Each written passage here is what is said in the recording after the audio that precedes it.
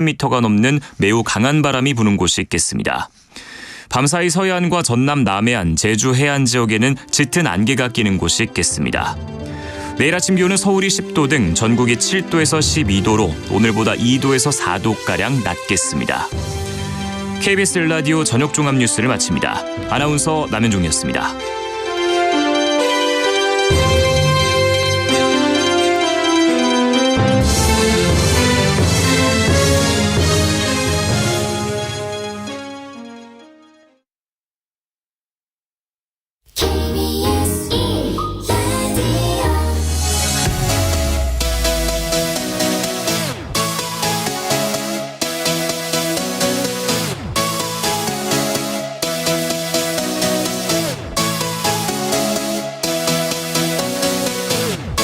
KBS 열린 토론.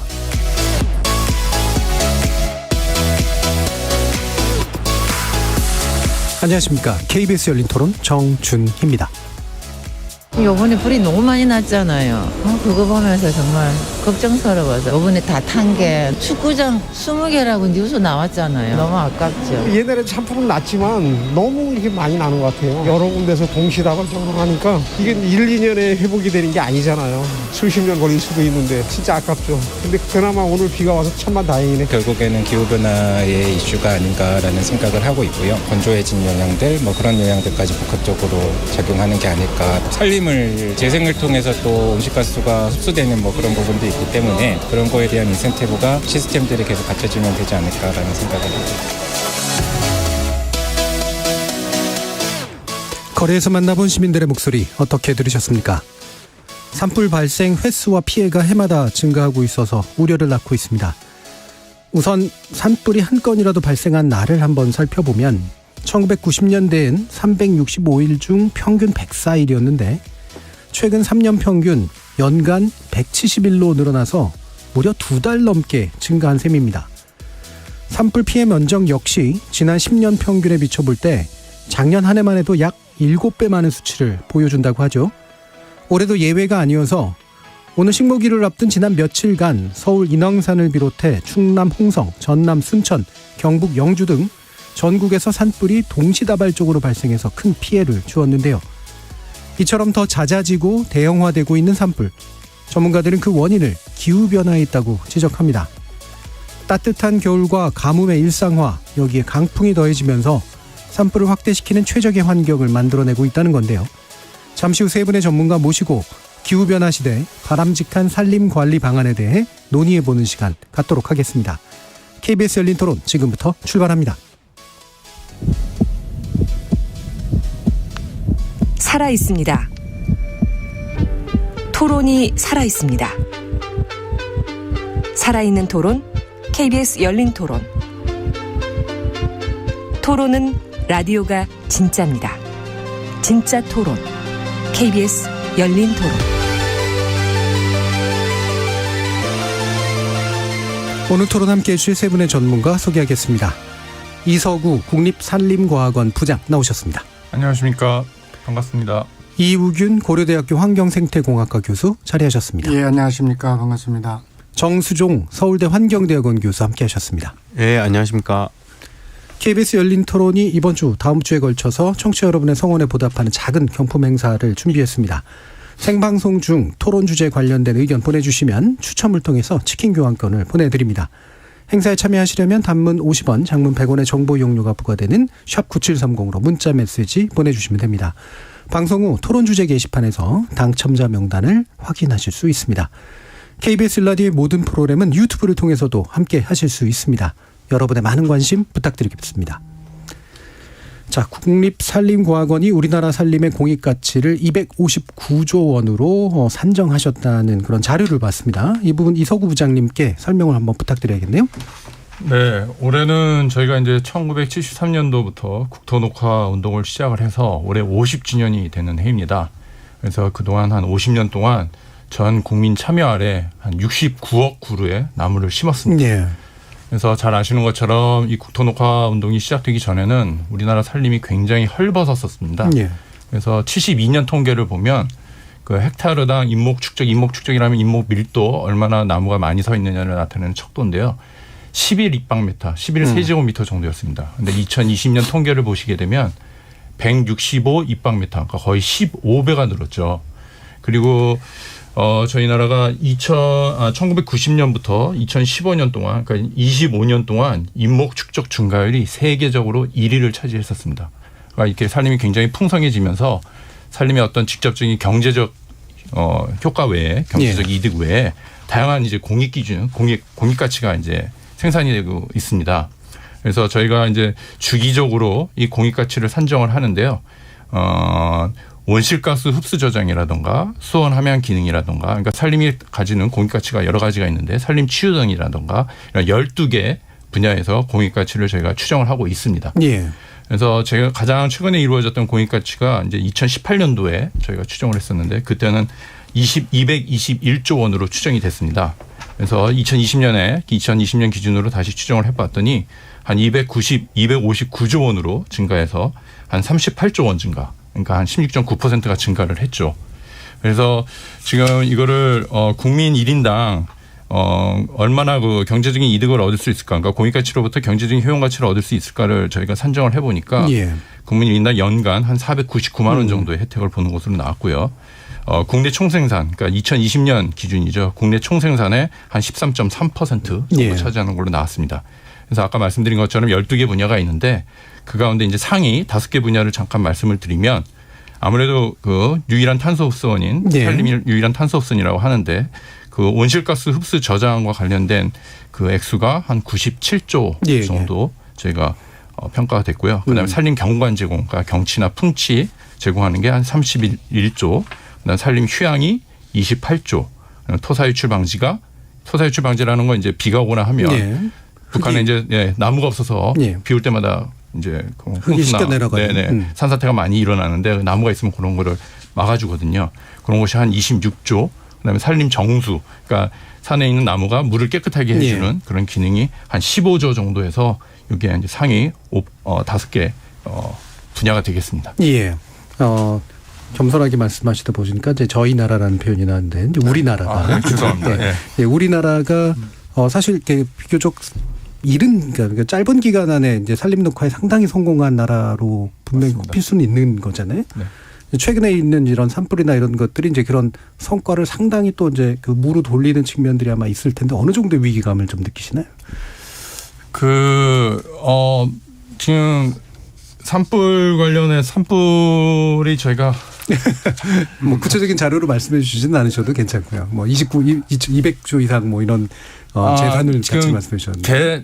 저희가 경제적인 그것까지는 산정을 저희가 이제 예. 못 해봤는데요. 저희가 산림 같은 경우는 탄소 흡수원이지 않습니까? 그렇죠. 근데 예. 불이 나면 이제 탄소를 배출하죠. 예. 근데 보통 저희가 한번 이산화탄소 배출량으로 가지고 한번 추정을 해봤더니 소나무 한 1헥타가 그렇다면 한 54톤 정도의 이산화탄소가 배출이 되거든요. 그래서 그 작년 같은 경우 잠깐만요. 자료를 좀 보겠습니다. 정확한 이게 이제 수치를 말씀을 드려야 될 것 같아가지고요.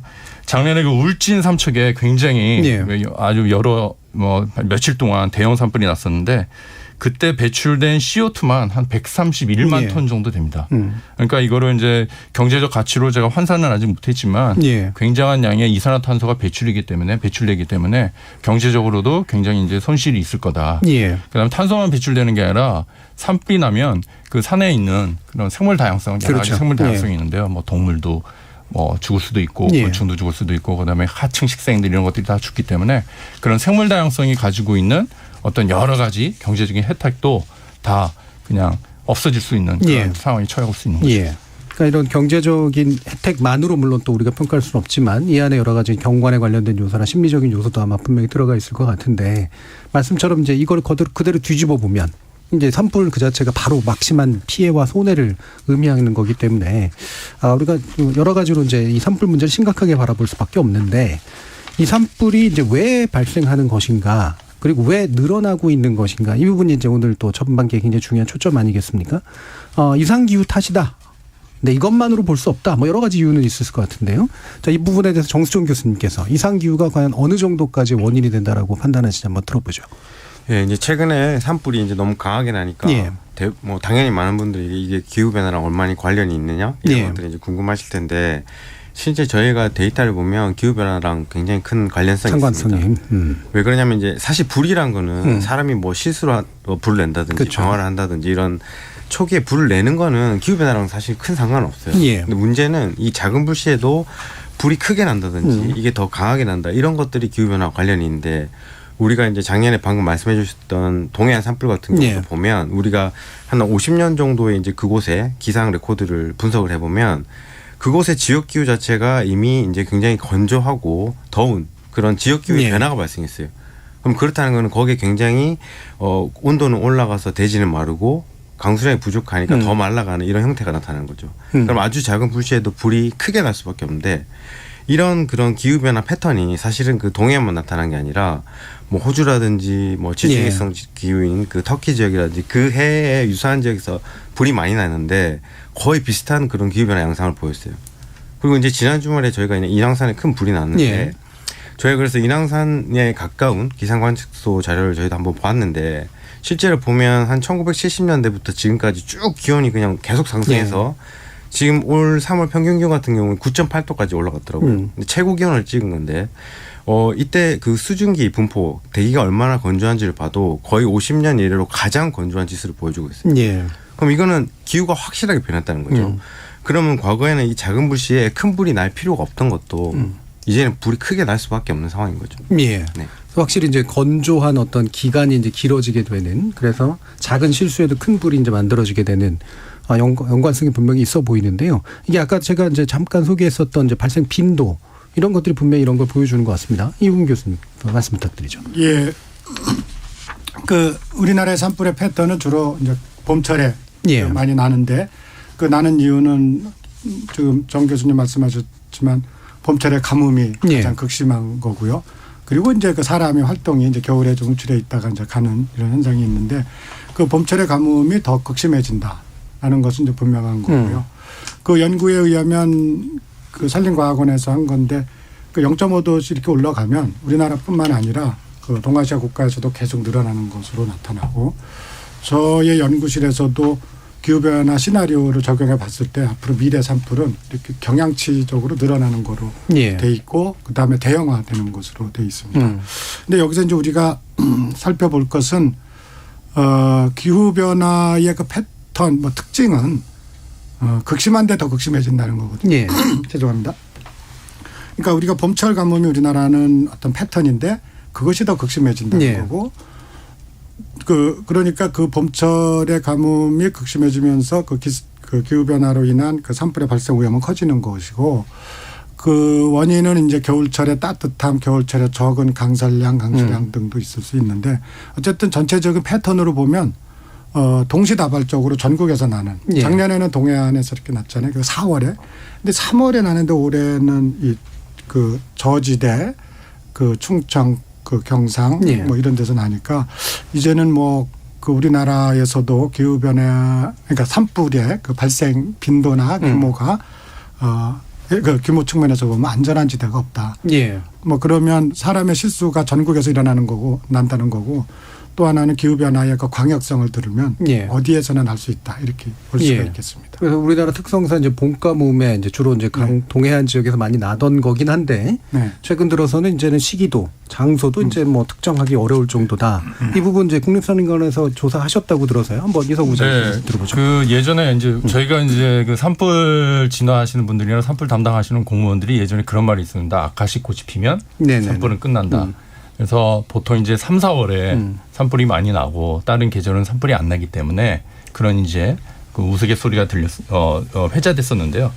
최근에 보게 되면 물론 우리나라 같은 경우는 3, 4월에 산불이 가장 많이 나긴 합니다. 지금 발생 건수의 비율을 보게 되면 3, 4월에 한 47% 그러니까 봄에 한 58% 정도 산불이 발생하고 있는데요. 네. 6월에서 8월 사이에도 10% 정도 발생을 하고요. 9월에서 11월 가을이죠. 8%. 겨울 12월에서 2월 23%. 그러니까 산불이 거의 뭐 연중화 일어난다. 연중에서 일어난다라고 말씀을 드리고 싶고요. 작년 같은 경우는 그 밀양 산불이 그 22년 그러니까 작년 5월 31일 날 발생했어요. 그러니까 거의 초여름이죠. 예. 거의 그런 이례적인 현상들이 일어나기 때문에 지금 말씀하신 것처럼 우리나라가 안전한 시기도 없고 안전한 지역도 없다. 안전한 지역도 없다는 말씀은 과거에는 주로 이제 동해안에 이제 산불이 많이 났었는데 어제 요번에 주말하고 지금 산불 난 게 이쪽 충청도권 서해안 지역에서도 많이 나지 않았습니까? 예. 그러니까 지금 하여튼 전국적으로 국토적으로도 가리지 않고 지금 이상 고온, 이상 건조 이런 현상들 때문에 예. 산불이 전국적으로 좀 난다고 이렇게 말씀을 드리고 싶습니다. 그럼 이건 약간 곁다리 얘기긴 합니다만 이렇게 겨울이 따뜻해지고 봄이 더워지고 개화 시기가 일러지고 이런 이제 기상 변화의 어떤 특징들이 나타나는데 식목일이라는 것 자체가 사실 절기에 맞춰가지고 뭔가 이렇게 제정됐던 측면이 있잖아요. 일각에서는 그래서 식목일 자체도 앞당겨야 된다고 하던데 그런 게 의미는 좀 있습니다. 그거는 조금 이제 조심해서 접근을 해야 되는데요. 저희가 이제 식목일이라고 4월 5일 날 정한 이유는 그러니까 1949년부터 저희가 이제 2005년까지는 공휴일로 지정이 돼 있었고 2006년 이후에는 이제 국가 기념일로 지정이 돼 있었죠. 그러니까 어떻게 보면 상징적인 의미가 있죠. 근데 지금 말씀하시는 것처럼 최근에 이제 기후 변화 때문에 기온이 올라서 나무 심는 시기를 좀 빨리 해야 되는 거 아니냐 이런 말들이 도는데 그 나무를 심는 시기는 기온만 작용을 하는 게 아니라 그 토양의 온도, 그다음 대기 중의 습도, 그다음에 나무가 가진 그 기본적인 어떤 생리적인 특성 이런 게 종합적으로 고려가 돼서 나무를 심어야 됩니다. 그래서 산림청은 현재 이제 4월 5일을 어떤 상징적인 의미로 식목일로 지정을 하고 있지만 각 지역마다 나무 심는 시기를 좀 달리하고 있어요. 그래서 예를 들면 제주나 남대처럼 남해처럼 이렇게 날씨가 따뜻한 데는 2월 하순부터 나무를 심기 시작해서 3월 하순까지 심고요. 그다음에 전남이나 경남 지역은 3월 초부터 4월 초, 그다음에 충청, 전북, 경북 지역은 3월 중순부터 4월 중순, 그다음에 경기, 강원 지역은 3월 하순부터 4월 하순까지 심고 있습니다. 그러니까 식목일 요즘 최근에 날씨가 따뜻해져서 4월 이후에 나무를 안 심는다고 이제 생각들을 하시기 쉬운데 실질적으로 최근 10년 동안 나무를 심은 걸 보면 4월 5일 이후에 오히려 70% 정도 식재가 되었습니다. 그러니까 이거는 어떻게 보면 지금 말씀하신 건 지역적인 그 특성에 따라서 나무 심는 시기를 좀 달리하고 식목일을 언제 정하자 하는 거는 여러 가지 좀 사회적인 그런 분위기도 좀 봐야 될 것 같고요. 그래서 그거는 조금 논의가 좀 필요한 부분이라고 생각이 듭니다. 예전에 저희 어렸을 때는 이제 막 묘목 들고 가고 막 이랬었으니까 실제로 삽질도 하고. 근데 지금은 이제 그런 행사들은 사라졌지만 어쨌든 4월 5일을 전후로 해가지고 지역에 따라서 식재 같은 것들은 꾸준히 이루어지고 있다. 이제 이런 말씀이시네요. 자, 그러면 이제 말씀 나온 김에 이런 이제 기후 변화나 이런 것들이 우리 이제 산불에 미치는 영향도 있지만 숲 생태계나 산림에 관련돼서 좀 우리가 주목해봐야 될 어떤 요소들이 좀 있다. 좀 이상한 변화들이 있다. 라면 혹시 어떤 것들을 좀 지적해 주실 수 있을까요? 정수정 교수님. 우리가 그냥 쉽게 볼 수 있는데 그 이상하다고 볼 필요도 없이 개화 시기가 말씀하신 것처럼 굉장히 빨라지고 있잖아요. 근데 이게 어떻게 보면 우리가 뭐 겨울에 추운 날씨에 있다가 갑자기 따뜻해져서 이제 봄이 왔다. 뭐 좋아할 수도 있는데 사실 그게 어떤 의미를 가진지 생각해 보면 조금 좋아하기 힘들어지거든요. 개화가 빨라졌다는 거는 이미 얘네들이 이제 온도가 올라간 거에 대한 반응을 하는 건데 기후변화에 굉장히 민감하게 반응을 하는 거죠. 근데 그 개화와 연결된 다른 것들을 생각해 보면 조금 문제가 발생할 수 있다는 거죠. 개화는 이제 식물의 생장이 시작됐다는 것, 그 생장의 시작을 알리는 지점인데 그 식물이라는 건 사실 그 영양 단계에서 보면 식물, 곤충, 뭐 동물, 뭐 지구 시스템까지 이어가는 전체 시스템에서의 가장 첫 번째 단계라고 볼 수도 있는데 그럼 걔네들이 먼저 활동을 시작했다. 근데 그 다음 애들이 그걸 못 쫓아간다. 예를 들어서 꽃이 피었는데 꿀벌이 그걸 못 쫓아간다. 곤충이 못 쫓아간다. 이렇게 되면 수분 매개가 안 되는 거죠. 그럼 식물도 위태로워지고 곤충도 위태로워지고 그럼 그것을 이용하는 동물 생태계 그다음 인간 생태계 모두가 영향을 받을 수밖에 없어요. 그리고 또 하나 주목할 점은 이제 우리가 요즘에 이제 제일 중요하게 생각하는 탄소순환의 관점에서 봤을 때도 식물의 개화가 빨라지는 게 어쩌면 좋을 수도 있는데 지금은 이제 계속 여름이 더워지고 있는 형태라서 문제가 발생할 수 있습니다. 그게 뭐냐면 개화가 이르게 되면 봄철에 식물의 생장이 빨라지거든요. 그럼 얘네들이 사실상 물이 부족한 시기에 물을 많이 쓰게 돼요. 그렇겠죠. 그럼 실제 굉장히 더운 여름이 되면 물이 더 많이 필요한데 그때는 이제 물이 부족해지는 거죠. 그럼 실제 우리가 막 녹음이 푸르르니까 얘네 너무 기능적으로 탄소를 잘 흡수하고 뛰어난 지금 그 산림을 보여준다고 생각하지만 걔네를 정확히 들여다보면은 걔네 기능을 제대로 발휘 못하는 그런 형태가 나타났어요. 그러네요. 갈증을 느끼면서 뭔가 생리적으로 잘 안 되는. 그래서 그 개화식이란 게 어쩌면 이제 우리 생태계의 어떤 문제점에 발단이 되지 않을까라고 좀 보고 있는 거죠. 그러니까 여타 곤충이나 동식물과의 어떤 같이 굴러가는 모습들이 이제 굉장히 약해지면 생기는 문제. 그리고 실제로 탄소 흡수나 이런 데서도 장애가 생길 수 있는 문제를 짚어주셨는데 혹시 이유균 교수님은 뭐 어떤 부분들 주목하시는 부분이 있나요? 산불하고 관련해서도 좋고요. 글쎄요, 뭐 모든 부분에서 이제 혼동이 일어나는 것이고 뭐 꽃뿐만 아니라 꽃과 연관된 뭐 아까 여러 가지 곤충들 또 뭐 조류들도 그렇고 사람도 사실 마찬가지죠. 올해 그 벚꽃이 일찍 피니까 그 벚꽃 관련된 여러 가지 행사들이 좀 땡겨져야 되는 게 아니냐 이렇게 얘기도 있었고 또 당겨졌을 때 또 비가 오니까 또 이렇게 뭐 그 벚꽃 행사들이 이제 좀 어려워지는 현상도 있고 사실은 좀 다른 얘기긴 한데 농업도 마찬가지입니다. 산은 나무가 있어서 나무가 이렇게 하지만 농작물 같은 경우는 해마다 이렇게 심는 거잖아요. 그 심는 시기도 그렇고 관리하는 것도 그렇고 아까 정 교수님 말씀하셨지만 그 농업에서 가장 중요한 게 그 물 관리인데 물 관리가 굉장히 어려워지는 거죠. 그리고 이상기후가 이렇게 하다가 어느 때는 4월 뭐 초 또는 중순 뭐 이럴 때 갑자기 또 영하로 내려가는 경우도 있거든요. 그러면 이제 뭐 나무는 꽃 피다가 이렇게 지는 것으로 끝나겠지만 그 농작물 같은 경우는 예를 들면 감자 같은 경우 몇 년 전에 이렇게 다 꽃을 폈는데 다시 그 이제 그 영하로 떨어져서 꽃이 이렇게 지면 그에 이제 감자 농사는 어려워지는 이런 거니까 뭐 자연뿐만 아니라 사람들 자체도 뭐 사회 전체가 좀 혼동으로 가지 않나 이런 생각은 들었습니다.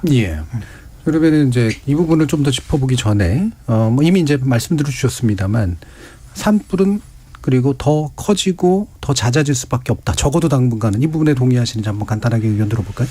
네, 동의를 하고요. 뭐 산불이 나는 여러 가지 이제 요인들이 있는데 기후 변화가 굉장히 그 중요한 요인이긴 합니다. 지금 정 교수님도 말씀을 해주시고 이 교수님도 말씀을 해주셨는데 이제 기후 변화가 이제 특히 우리나라 같은 경우는 그게 위험한 게 아까 극심해진다는 말씀을 하셨는데. 저희 나라 같은 경우는 전체 강우량만 보면 그렇게 위험하지가 않아요. 그러니까 강우량만 따지면 그렇게 그러니까 별로 충분한데 위험한 게 뭐냐면 강수가 이게 한쪽으로 몰린다는 거죠. 여름에 강우가 많고 봄하고 겨울에는 저희 강우가 안 내리고 그러다 보니까 우리는 산불이 주로 봄하고 겨울에 발생하는데 강우가 안 내리고 건조해지고 그러니까 산불이 더 심해지고 그런 패턴이 있어서 그리고 산불이 나다 보면 지금 뭐 전 세계적인 그런 추세이긴 하지만 산불이 나면 아까 말씀드린 것처럼 이산화탄소가 배출되는데 이산화탄소가 그러니까 어떻게 보면 기후변화로 인해서 산불의 발생 빈도라든가 강도가 세지고 그럼 이산화탄소가 배출이 되고 이산화탄소가 배출되면 다시 지구온난화 기후변화가 강화되고 그러니까 이런 악순환이 지금 되는 거죠. 그래서 지금 그 UNEP라고 유엔 환경 개발 계획이라고 있는데 거기서 작년에 그 글로벌 산불 보고서를 낸 적이 있었습니다. 근데 거기 보고서에 따르면 기후 변화하고 어떤 지상의 패턴 변화에 따라서 2030년, 2050년까지 이런 산불이 지금보다 한 30% 정도 증가할 거다. 그런 예측을 내놨고요.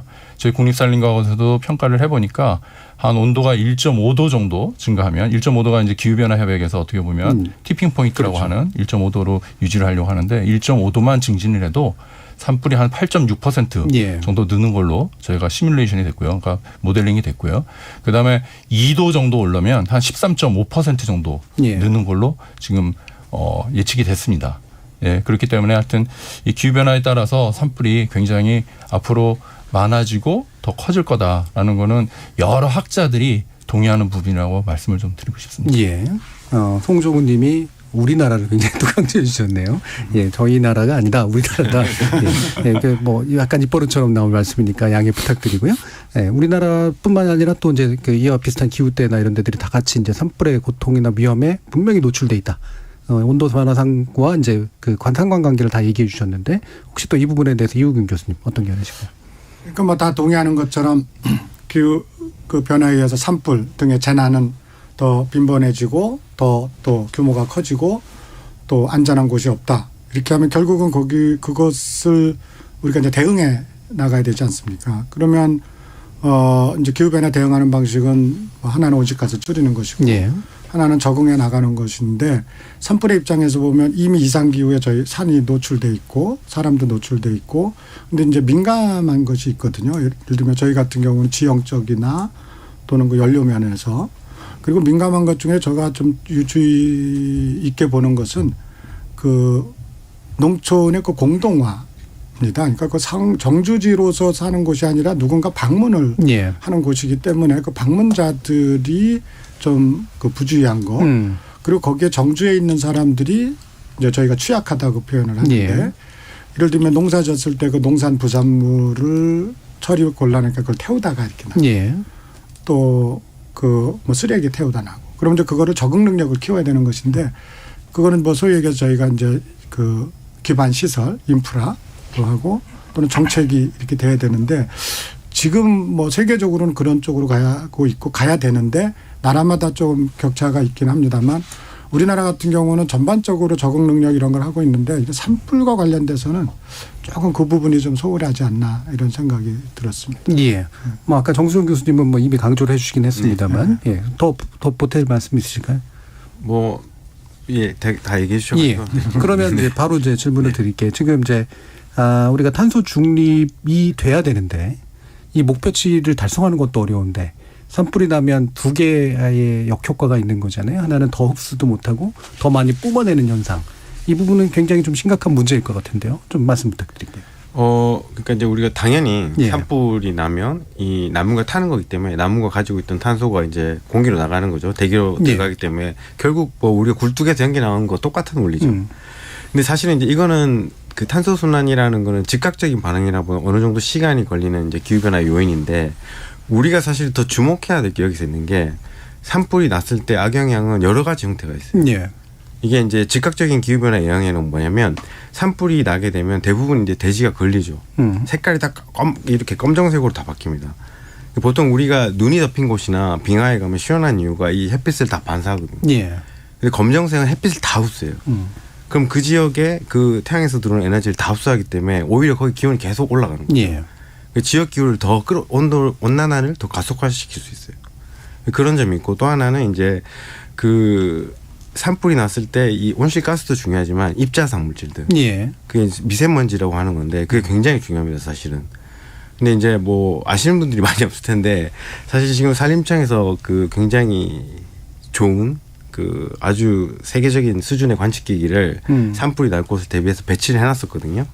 그래서 작년에 저희가 동해안 산불이 난 후에 그 장비가 측정한 결과들을 보니까 이제 굉장히 놀라운 결과들이 몇 개 나왔어요. 예를 들면 우리가 그동안 이제 전 세계적으로 산불이 났을 때 어떤 형태의 미세먼지가 주로 발생하느냐라고 했을 때 보통 입자가 큰 물질들, 예. 황사 같은 뭐 PM10 이상 이런 물질들이 많을 것이라고 추정을 했는데 실제 관측 자료를 보면 PM1이라고 하는 완전 극초미세먼지라고 불리는 이런 애들이 굉장히 많이 발생한 거예요.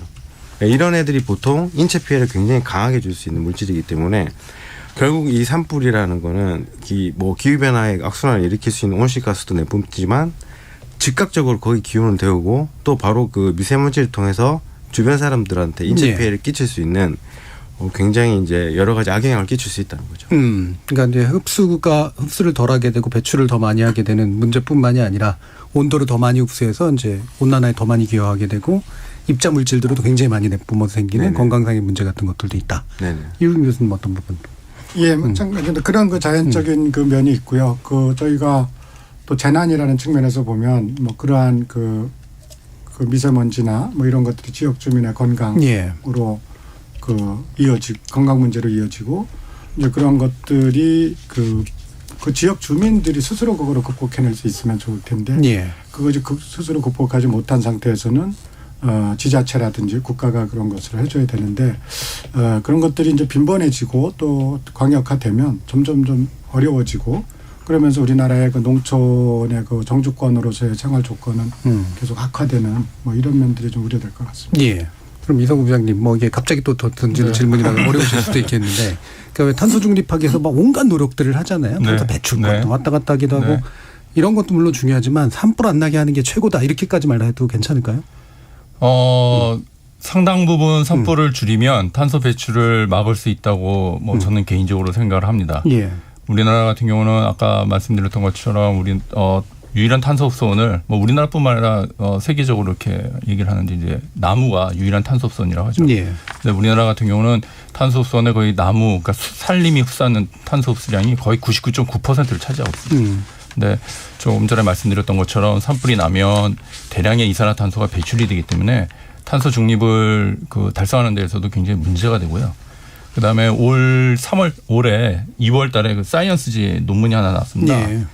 사이언스지 3월 3일자 논문이 나왔는데 지금 그러니까 2000년부터 2020년까지 전 세계적으로 산불로 인한 그 탄소 배출량이 2기가톤 정도로 예측을 했습니다. 2기가톤이라면 한 20억 톤 정도 되는 거거든요. 그러니까 어마어마한 양의 이제 탄소가 배출되는 거죠. 그리고 이 탄소 이제 산림이 불에 타면 자연적으로 이제 다시 불이 꺼지고 난 다음에 식생이 다시 회복이 되는 경우도 있고 아니면 이제 조림을 통해서 그러니까 나무를 심는 행위를 통해서 산림을 회복시키는 경우가 있는데 그 논문에 의하면 그 정도 나무를 심어서 회복되는 정도가 한 80% 정도밖에 안 되고 80% 그러니까 100%를 회복을 못 시키고 나머지 20%는 대기종으로 손실이 된다는 네, 그런 전망을 내놨어요. 그러니까 결국에는 산불이 나지 않도록 조심을 해야 되고 그다음에 이제 탄소 흡수원인 유일한 나무 가지고 탄소를 흡수하는데 이제 한계가 있으니까 탄소를 배출 자체를 좀 줄여야 된다. 예, 그렇죠. 그리고 나무 외에 탄소를 흡수할 수 있는 요즘 뭐 탄소 포집 기술이라고 하는데 그런 것도 좀 발전을 시켜야 같이 이렇게 병행해서 나가야 지금 우리가 추구하고 있는 전 세계적으로 추구하고 있자 하는 그 탄소 중립을 지킬 수 있지 않겠느냐. 예. 네, 이런 얘기들을 지금 하고 있습니다. 역시 최우선순위라고 봐도 무방한 이제 그런 이슈인데 그래서 이제 산불이 언제 어떻게 일어날지를 그래도 조금이라도 먼저 알아두면 확실히 예방에 도움이 되지 않겠습니까? 지금 이제 이우균 교수님께서 계시는 오정 리질리언스 여기서 이제 조사를 하고 또 연구를 한 결과 매일 12시에 단기 산불 위험 지도라고 하는 걸 발표하고 계시다고 들었어요. 이게 꽤 도움이 될 것 같다. 어떤 내용인지 좀 설명 부탁드리죠. 예. 그 산불은 뭐 기후변화에 의해서 더 많이 발생하고 더 크게 발생하는 거는 확실하지만 그거를 발생시키는 것은 사람이거든요. 그리고 사람인데 사내 안에서 발생되는 것보다 밖에서 발생되는 게 한 3분의 2는 밖에서 발생되는 거예요. 예.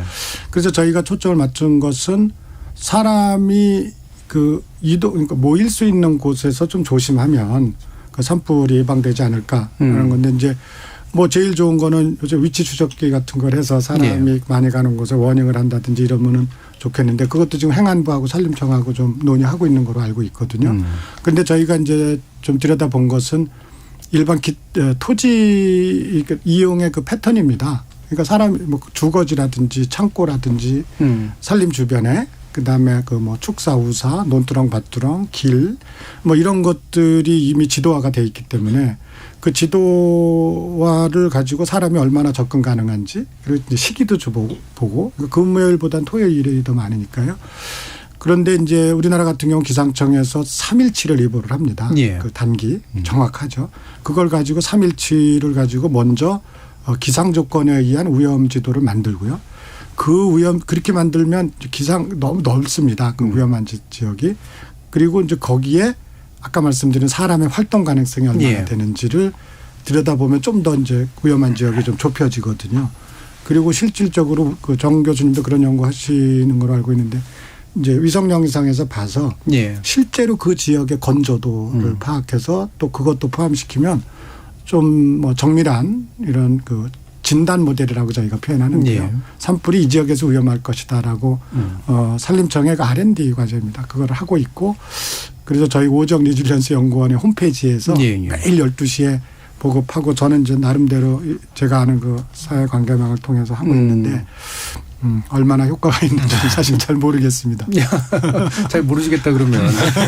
그런데 이제 저는 뭐 조금 더 말씀드리면 그 과학이라는 것이 이제 한 번에 이렇게 해서 효과가 났으면 좋겠지만 저의 그 궁극적인 바람은 이런 것이 이제 기초지자체에서 좀 쓰여졌으면 좋겠어요. 그 지금 산불의 관리가 약간 사각지대에 있다라고 저는 보는데 지금 방제와 관련돼서는 산림청, 기초지자체 뭐 또 재난방재청 이런 데서 열심히들 하고 있는데 아까 이제 예방이 최우선, 안 나는 게 최우선인데 안 나는 거에 대해서는 조금 그 행정적 측면에서 좀 그 체계적이지 못하다. 예. 뭐 이런 생각을 하고 있거든요. 예. 그래서 기초지자체에서 지금 탄소중립 기본법이라는 걸 만들어야 됩니다. 그다음에 기후변화 적응법 그리고 그 다양한 그 법을 만드는데 그런 법에 의해서 그런 계획을 만들어야 되는데 그런 계획에 산불을 비롯한 뭐 산사태 등의 재난 계획도 같이 가면 예. 좋지 않겠나. 그럴 때 저희 모델이 좀 쓰여지면 좋지 않겠나 이런 생각을 하고 지금 열심히 하고 있습니다. 그러니까 기본적으로 한 세 가지 변수가 동원이 되네요. 일단 일기예보가 제일 중요하고 그다음에 실제 토지가 얼마나 건조한지를 이제 데이터화해가지고 보고 사람들이 많이 몰리거나 어떤 기존의 활동 패턴을 보고 이제 어떤 예상 가능성 이런 것들을 이제 따지는 그래서 이게 기초단체에서 활용하면 굉장히 좋을 것 같다라는 의견을 주셨는데 다른 두 분 하나만 더 말씀드리면 기술적으로는 얼마든지 가능합니다. 예. 뭐 저도 기술자고 정 교수님도 기술자인데 가능한데 그걸 행정적으로 이렇게 하는 거는 좀 차원이 좀 다른 겁니다. 그렇죠. 아무리 지도해도 이제 사실은 행정을 할 때가 안 받아주면 현실화가 안 되는 거니까. 다른 두 분은 산불 예방에서 어떤 부분 강조하고 싶으신지 말씀 들어볼까요? 저 정보 지금 어떻게 보면 정보 시스템이 굉장히 산불 예방이나 대비하는 데 있어서 중요한데요. 지금 이우균 교수님께서 지금 개발하시고 있는 그 시스템 외에 저희 그 국립산림과학원, 산림청하고 국립산림과학원에서도 국가산림 예보 시스템이라는 걸 운영을 하고 있습니다. 그 원리 그 작동 원리는 거의 비슷한데요. 저희 같은 경우는 우리나라 같은 경우는 거의 사람에 의해서 산불이 많이 나죠. 그래서 그런 어떤 인위적인 그런 인문사회학적인 그 요소를 거기에 가미시켜서 모델링하는 게 굉장히 중요한데 우리 이우균 교수님께서는 그거를 지금 구현을 해서 하시는 거고 저희 같은 경우는 현재 거기까지는 돼 있지는 않습니다. 근데 이제 기상 자료라든가 임상 숲이 어떻게 구성되어 있는지 이런 거에 의해서 저희도 3일 예보, 7일 예보, 10일 예보를 하고 한 달 정도까지 예보를 하고 있거든요. 그러니까 이런 예보를 하는 이유는 주민들이 자기 동네에 이렇게 들어가 보면 오늘 얼마나 산불 위험이 높은지 낮은지를 알 수가 있으세요. 그러면 산불 위험도가 좀 높다. 바람이 많이 불고 건조하다. 이런 걸 다 정보를 획득할 수 있기 때문에 그런 정보를 획득을 하시면 쓰레기를 태운다던가 뭐 영농부산물을 태운다던가 그런 활동을 좀 자제해 줄 수 있는 어떻게 보면 진짜 예방 시스템이고 대비 시스템이죠. 그런 측면에서 굉장히 중요한 것 같고요.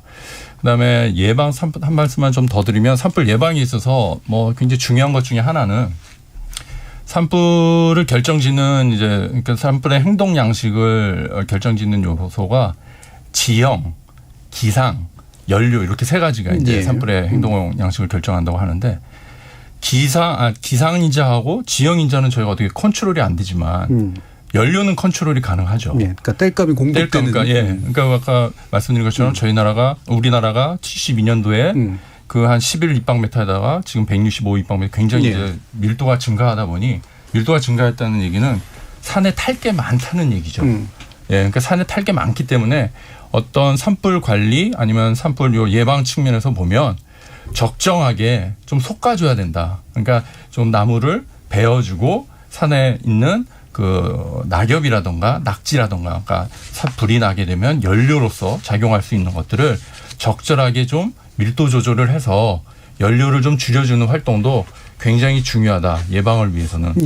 그런 말씀을 좀 드리고 싶습니다. 그 부분 아마 또 뒤에서 2부에서 좀 더 자세히 살펴볼 수 있을 것 같고요.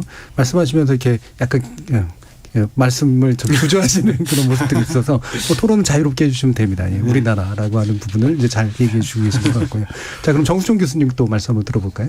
그러니까 뭐 굉장히 사실은 제일 좋은 거는 정확한 예보, 정확한 예측 이게 들어맞으면 가장 좋은데 사실 이게 신의 영역이잖아요. 예보하고 예측하고 이런 것들이 너무 어려운 부분이 있어서 이제 그런 것들이 우선적으로 가장 잘 돼야 되겠지만 실제로 이제 저는 우리나라 같이 이렇게 좀 작은 국토 사실 면적이 그렇게 크진 않고 복잡하잖아요.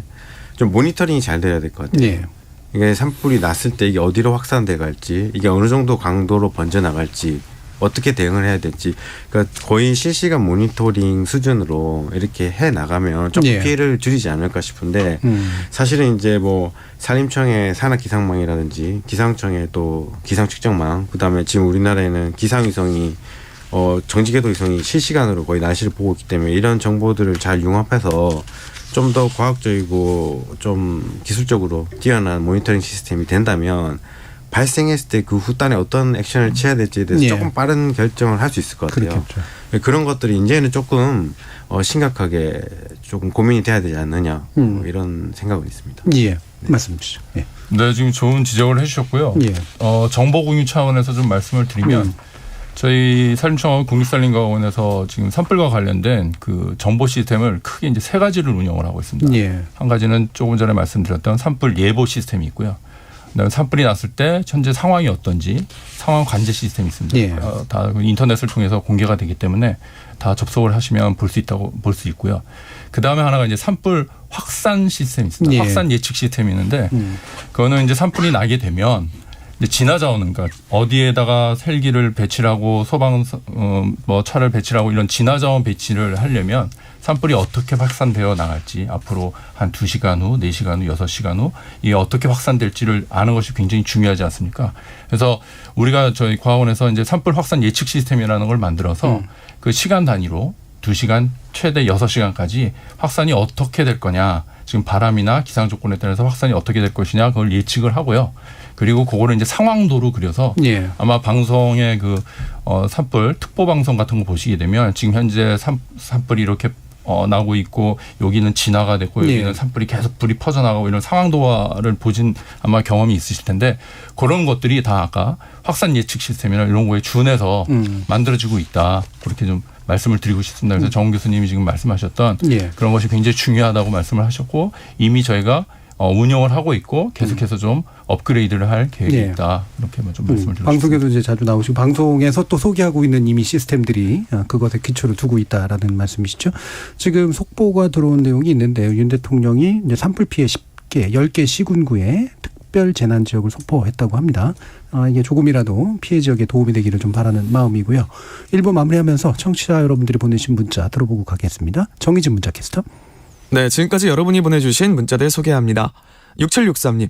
얼마 전 시골에 갈 일이 있어서 가보니 산 밑에서 쓰레기를 태우고 있더군요. 깜짝 놀라 물어보니 마땅히 버릴 것도 없고 도시처럼 치워가지도 않는다고 합니다. 이런 문제부터 개선해야 하지 않을까요? 8356님. 50년 만에 기록적인 가뭄이라고 하지만 집중호우로 도시가 잠기는 일도 일어나니 기후위기에 대한 우리 대처가 너무 늦은 게 아닌가 걱정됩니다. 7323님. 오늘이 식목일인데 만감이 교차하네요. 산불로 인해 소중한 나무들이 많이 타 마음이 아팠는데요. 단비가 새삼 고맙게 느껴지는 오늘입니다. 4536님. 산불은 한 번 나면 복구까지 수십 년이 걸리는 재해입니다. 예전보다 홍보가 많이 되었지만 더 많은 산불 예방 홍보가 필요할 뿐더러 산불을 낸 사람에 대해선 실화라고 해도 강력한 처벌을 해야 할 것으로 생각됩니다. 라고 보내주셨고요. 이재득님. 산은 산소 탱크이자 많은 생명체가 살아가는 터전인데 산불이 너무 잦아 안타깝습니다. 제 나이가 62세인데 초등학생 시절 민둥산 나무 심기 할 때가 떠오르네요. 소중히 기른 산림 잘 보존해야죠. 0174님. 산불 예방 감시 및 안전 감시를 위해 산에 카메라를 설치해 조기 발견할 수 있도록 하면 좋겠습니다. 빠른 진화에 도움이 될 것 같은데요. 야산 고압 전신주나 주요 등산로에 설치하면 어떨까요? 3993님. 전후 체벌과 땔감 등으로 헛벌었던 산야를 수십 년에 걸쳐 녹화사업과 자연보호를 통해 가꾸어 왔는데 산불로 하루아침에 잿더미로 변하는 게 안타까울 따름입니다. 산불은 향후 더 커지고 잦아질 거라는 말에 더욱더 경각심을 가지고 특히 초봄에는 불조심을 해야겠습니다. 라고 보내주셨네요. 네, KBS 열린 토론이 이번 주 다음 주 청취자 여러분들의 성원에 감사드리며 조그만 이벤트를 준비했습니다. 생방송 중에 토론 주제에 관련한 의견 보내주시면 추첨을 통해서 치킨을 보내드리고 있습니다. 참여는 단문 50원, 장문 100원의 정보 이용료가 부과되는 문자 샵 9730으로 부탁드립니다. 방송 후 토론 주제 게시판에서 당첨자 명단을 확인하실 수 있습니다. 여러분의 많은 참여 부탁드립니다. 지금까지 문자캐스터 정의진이었습니다. 토론이 세상을 바꿀 수는 없습니다. 하지만 토론 없이 바꿀 수 있는 세상은 어디에도 없습니다.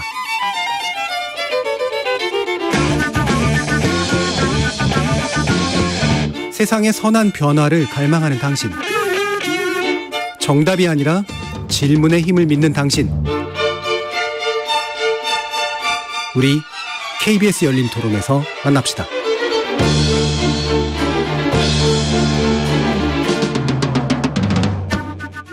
KBS 열린 토론 2부 이우균 고려대학교 환경생태공학과 교수, 정수종 서울대 환경대학원 교수, 이서구 국립산림과학원 부장 이렇게 세 분과 함께 산불 피해 지역의 생태계를 어떻게 복원시킬 것인가, 그리고 기후위기 시대의 생물 다양성을 유지하기 위해서 그게 왜 중요하며 그 대책을 어떻게 마련할 것인가 한번 이야기 나눠보겠습니다. 이 부분에서 그래서 이제 아까 잠깐 나온 얘기긴 합니다만 산불 발생된 지역이 꽤 오랜 기간 상당히 좀 어려운 지역으로 이제 남아있을 수밖에 없는 이유들이 좀 있을 텐데요.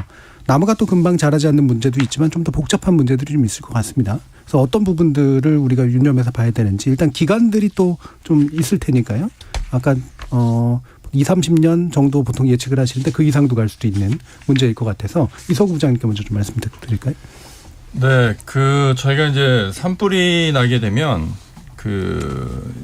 산불이 심화된데 심중경 이렇게 나눕니다. 그러니까 가볍게 탄 지역, 좀 더 탄 지역, 심이라고 표현하면 이제 완전 전소가 된 지역 그렇게 저희가 표현을 하고 있는데요.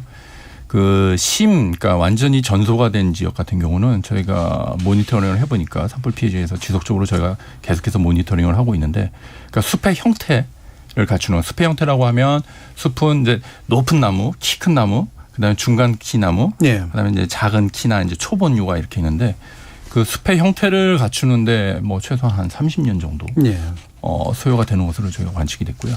그다음에 이제 아까 말씀드린 것처럼 산불이 나게 되면 동물이나 이런 것들이 그 자리를 떴다가 다시 이제 산림이 회복되면서 동물들이 다시 오는데, 그런 동물상이 회복되는 데까지는 한 35년.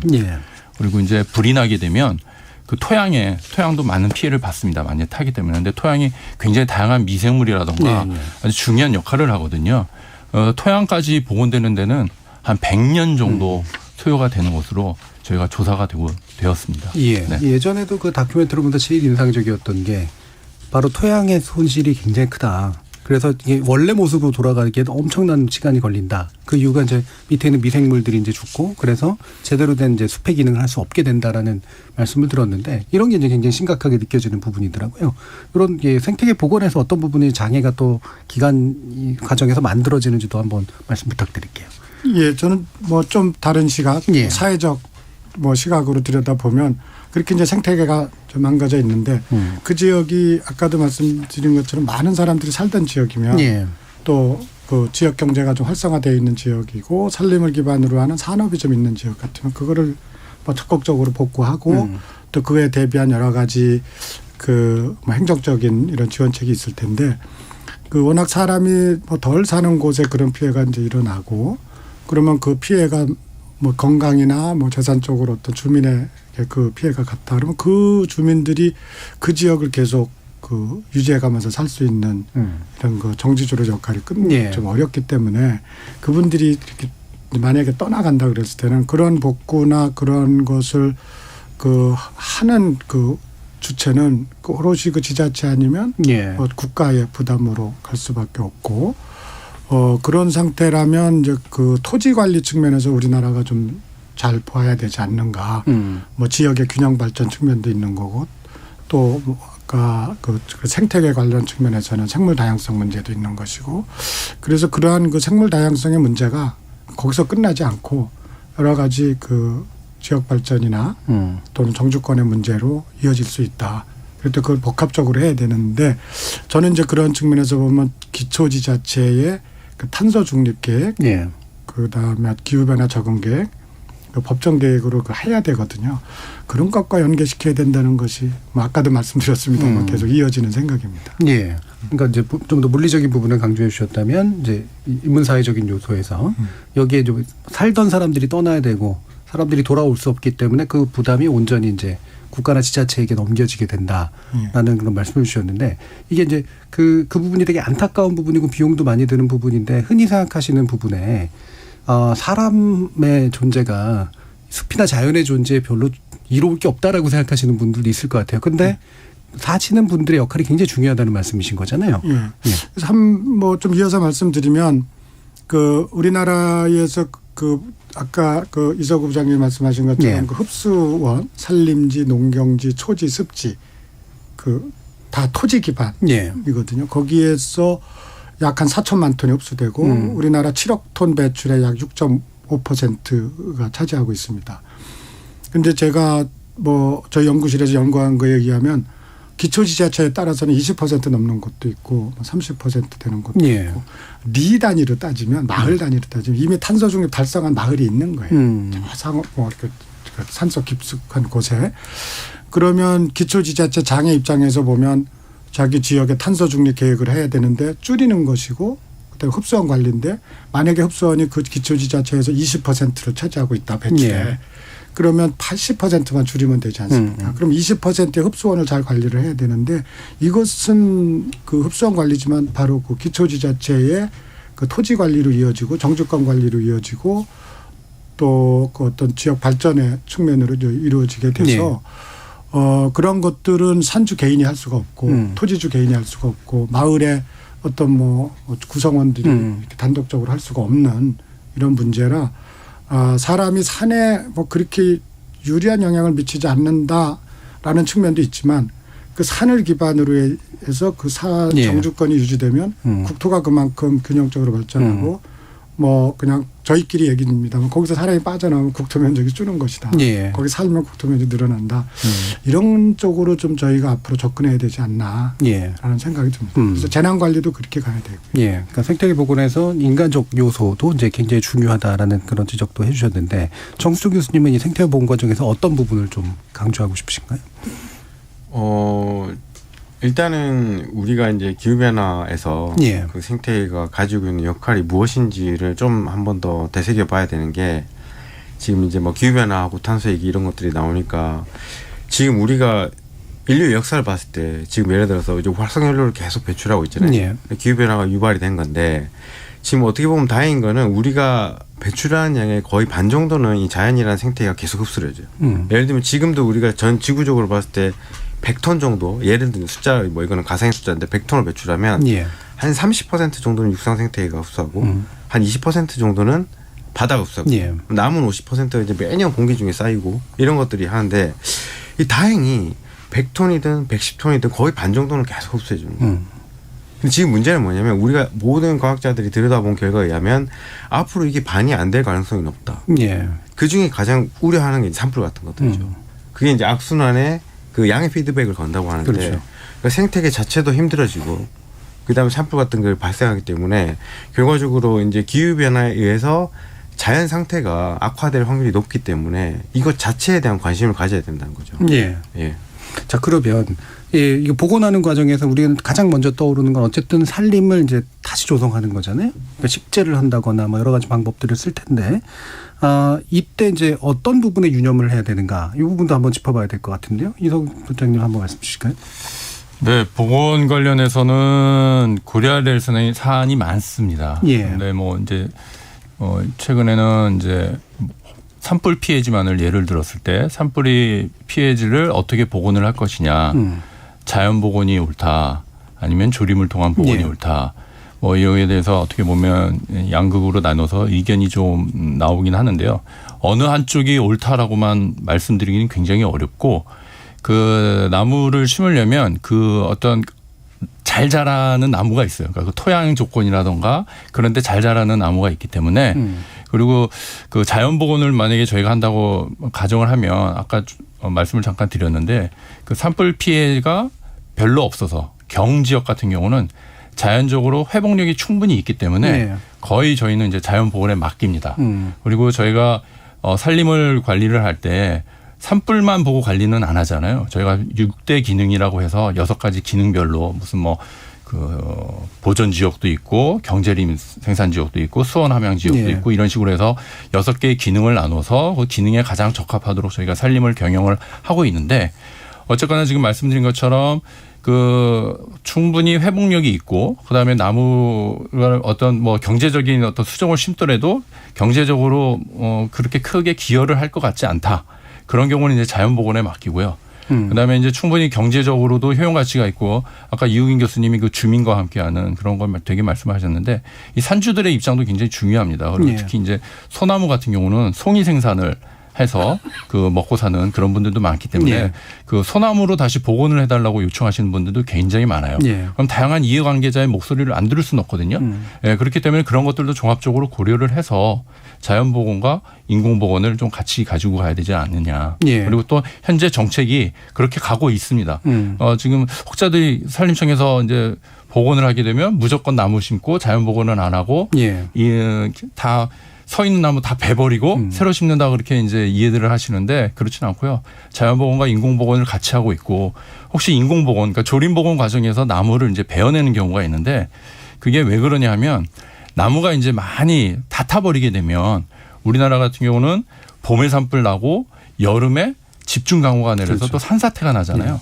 그럼 나무가 이제 사른 나무 같은 경우는 비가 내리면 수관이라고 그러는데 그러니까 나무에 어떻게 보면 가지들 예. 잎이 있는 부분이죠. 걔네들이 좀 비를 막아주고 그다음에 뿌리가 이제 흡수하거든요. 그래서 이게 막아준다고 해서 우산 효과라고 그러고 뿌리가 이제 말뚝 효과라고 그러는데 걔네들이 불에 타서 죽어버리면 이 위에서 이제 막아줄 것도 없고 그다음에 뿌리가 금방 이제 상하기 때문에 뿌리의 말뚝 효과도 없어집니다.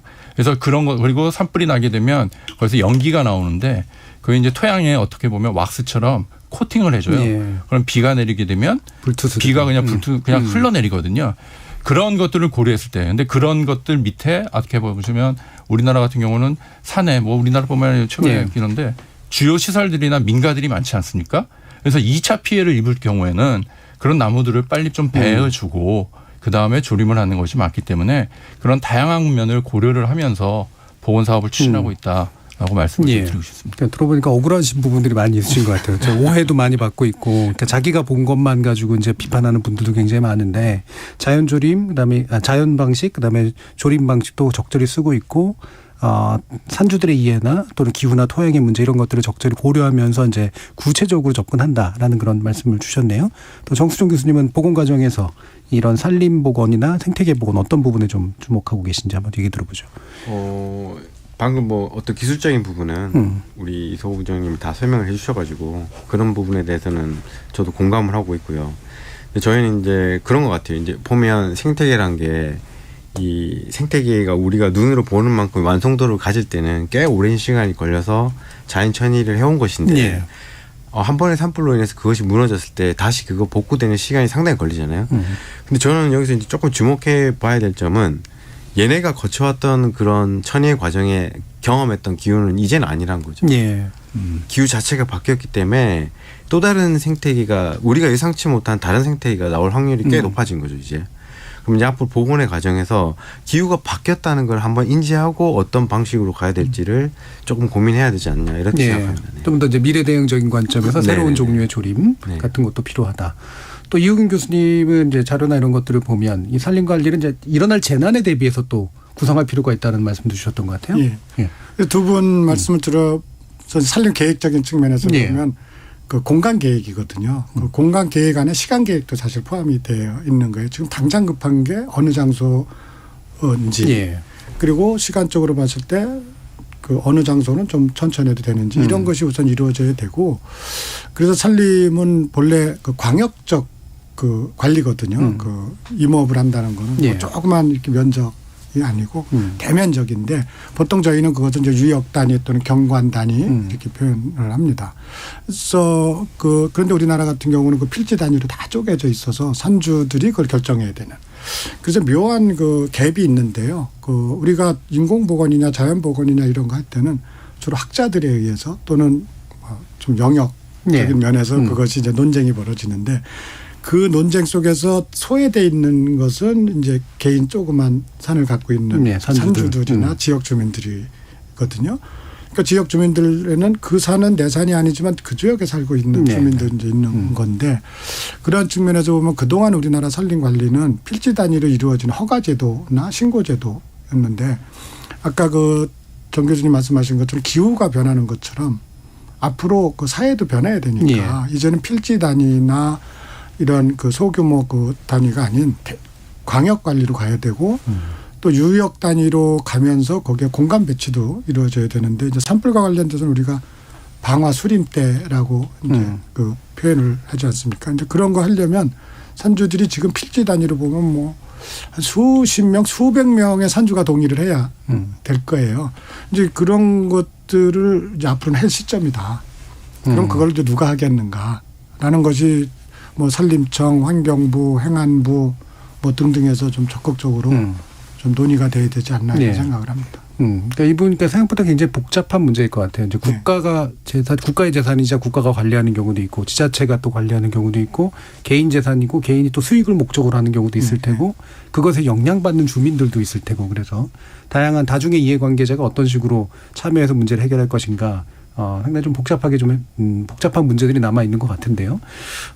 여기서 이제 또 한 가지 약간 쟁점으로 이제 오늘 또 얘기해 보고 싶은 게, 저희가 산불 관련해서 사실 작년에도 좀 논의를 좀 했었는데, 그때 이제 그 강하게 부딪혔던 의견 중에 하나가 화력수 중심으로 되면 이 문제 해결된다라고 이제 주장하시는 분이 있었고, 근데 그것만의 문제는 아니다라고 또 얘기하시는 분도 있었어요.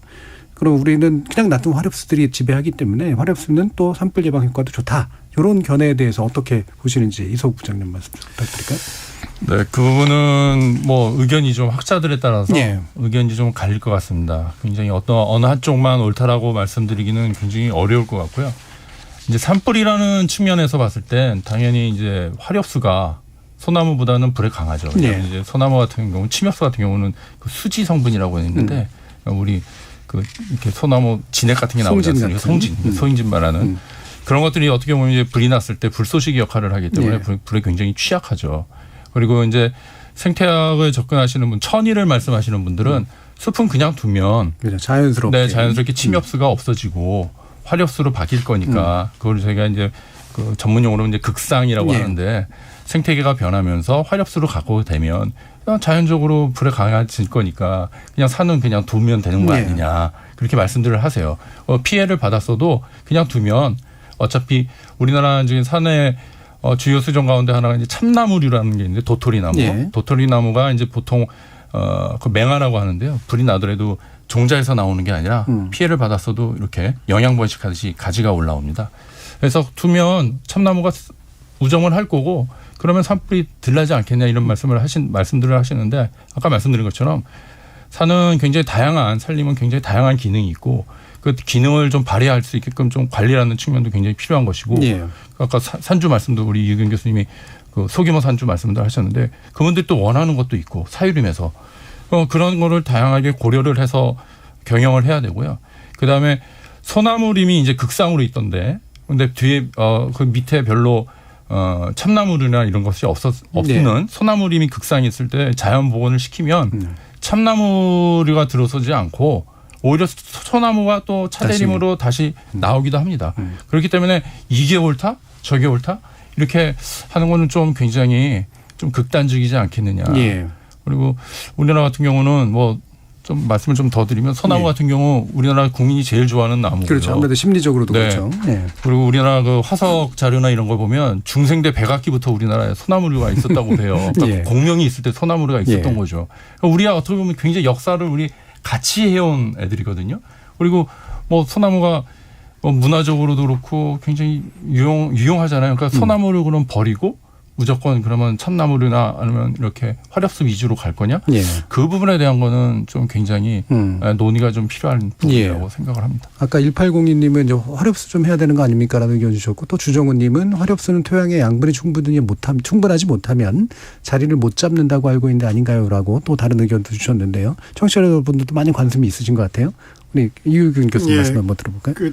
사실 작년에 저도 기억납니다. 침엽수, 화력수 이렇게 했을 때 아까 저 말씀드린 이어서 하면은 사실 또 공간 구성이에요. 그 숲이라는 게 침엽수, 화력수가 섞여 있는 데도 있고, 또 그 집단적으로 이렇게 돼 있는 데도 있고. 근데 제가 소나무하고 참나무류를 이렇게 보면 그 예를 들면 강원도주 영동 지역에 갔을 때 소나무가 군락으로 일어나는 이런 그 방이 향하고, 저쪽에 능선이나 뭐 이렇게 그 남양이나 서양에 나타나는 거하고, 또 이런 영서지방에 들어오면 조금 더 다릅니다. 그러니까 그 소나무와 참나무가 좋아하는 지역을 일반화시키기는 어렵다. 그러나 그걸 잘 들여다보면 그 패턴이 있습니다. 그 지역에는. 그래서 저는 큰 틀로 그러한 그 공간 배치면에서 좀 크게 가야 되지 않나라는 생각을 기본적으로 갖고 있습니다. 기본으로 일관된 입장을 가지고 계시고요. 정수정 교수님은 어떻습니까? 그러니까 저는 이제 이런 얘기들이 나올 때 항상 이제 보면 어떤 생각이 드냐면 어떤 데이터를 가지고 어떤 근거를 가지고 누가 어떤 얘기를 하는지를 좀 봐야 된다라는 생각하거든요. 근데 우리나라에서 이제 조금 안타까운 점이 이 생태라고 말하는 부분에서 장기간에 축적된 그런 데이터를 기반으로 뭔가 결정을 내렸던 적이 있었나라는 거에 대해서 항상 아쉬움이 있어요. 그래서 저는 이제 작년에 그런 얘기가 터졌을 때 이제 뭐 앞으로 우리 10년 후에는 이 결정에 대한 답을 찾자라는 뭐 계획을 세운다든지 그런 뭐 외국에서 하는 그런 롱텀 이코노미 리서치처럼 장기간의 어떤 계획을 세우고 그때는 다시는 이제 이런 논쟁이 없게끔 하는 것도 이제는 조금 고민해봐야 되지 않느냐. 왜냐하면 너무 의견이 갈리니까 그런 거에 대한 조금 장기적인 안목을 이제는 만들어야 될 것 같아요. 사실상 그러니까 더 이상의 논쟁이 없도록. 명확한 의사결정을 위한 일정한 이제 그 실험 내지 지켜보는 기간 같은 것들이 또 필요하다라는 그런 말씀이시네요. 자, 그러면 이제 마무리할 시간인데 한 1분 정도씩 뭐 지금까지 말씀 나눈 것 가운데 또 유독 강조하고 싶으신 부분이나 아니면 보완하고 싶으신 부분이 있으시면 산불 예방과 또 생태계 관리 부분에서 한번 이야기를 들어보도록 하죠. 이우균 교수님부터 말씀 주실까요? 예. 궁극적으로는 저는 뭐 계속 일관된 그 말씀입니다만 수정도 그렇고 그 시간과 공간을 잘 봐야 되는데 우선 제가 그 아까 정수정 교수님의 말에 이어서 말씀드리면 기후대도 변하고 생태계도 변할 것이다. 그럼 앞으로 저희가 그 산림을 복구해서 지금까지 온 게 이제 50년 됐거든요. 그럼 앞으로 이제 50년 뒤를 보면 우리나라의 국토를 살아가는 이 세대들은 어떤 세대들이고 그들이 국토를 바라보는 것은 무엇일까? 지금처럼 그 도시 집중화가 될지 또는 좀 더 분산된 형태가 될지. 근데 지금처럼 도시 집중화가 됐을 때 그것이 좀 바람직하지 않다라고 하면 이제 분산의 형태로 가야 될 텐데 그런 측면에서 저는 그 시간의 계획을 가지고 산림도 들여다보고 수정 구성, 재난 예방, 그다음에 지역 발전 뭐 이런 거로 가는 것이 그 미래 사회에 대한 어떤 그 바람직한 방향 아닌가 이렇게 생각합니다. 거시적이고 장기적인 일관된 관점으로 얘기해 주셨습니다. 이석우 부장님 말씀 주시죠. 네, 오늘 그 일단 산불에 대해서 좀 말씀을 드리면요. 우리나라 같은 경우는 대개 아까도 말씀드렸지만 인위적인 요인에 의해서 사람들의 실수나 이런 거에 의해서 이제 산불이 많이 납니다. 그래서 아까 그 애청자분들 중에 그 법안을 좀 더 규정을 좀 강화해야 되는 거 아니냐 이런 말씀도 해주셨는데 그 실화를 내도 그러니까 실수로 산불을 내도 3년 이하의 징역이나 3천만 원 이하의 벌금을 내고요. 그다음에 산이 있는 100m 주변에서 불을 내다가 걸리시면 100만 원 이하의 벌금을 내야 돼요. 그리고 혹시 방화를 하다가 잡히면 7년에서 15년 정도 구형을 맞습니다. 그래서 작년 같은 경우 강릉에서 그 소치로 일부러 불을 내신 분이 있는데 12년형을 받았어요. 그래서 이런 벌금을 무서워서가 아니라 어쨌든 인위적인 요인에 의해서 산불이 나고 산불이 한 번 나면 그것을 회복하는데도 굉장히 오랜 시간이 걸리고 이러니까 좀 자나깨나 우리 예전에 표처럼 자나깨나 좀 불조심, 산불 조심을 해 주셨으면 좋겠다는 말씀을 드리고요. 마지막으로 좀 말씀을 드리고 싶은 거는 지금도 여러 가지 얘기가 나왔습니다만 그 산림이라는 것은 굉장히 복잡합니다. 어떤 하나의 단면으로만 보고 판단하기는 굉장히 복잡게 소위 말하는 복잡계가 있기 때문에 어떤 한 단면을 너무 부각을 시켜서 그 일반화시켜서 이런 식으로 다 좀 가지 않고 좀 복합적인 거를 다 고려하면서 산림 관리라든가 이런 정책을 좀 수립하고 이행을 나가는 것이 굉장히 중요할 것 같다는 말씀을 드리고 싶습니다. 정수정 교수님. 뭐 오늘 뭐 산불 얘기를 하는데 사실 저는 이제 산불이 나서는 안 되지만 이 산불이 우리한테 주는 이 메시지가 있다라고 보거든요.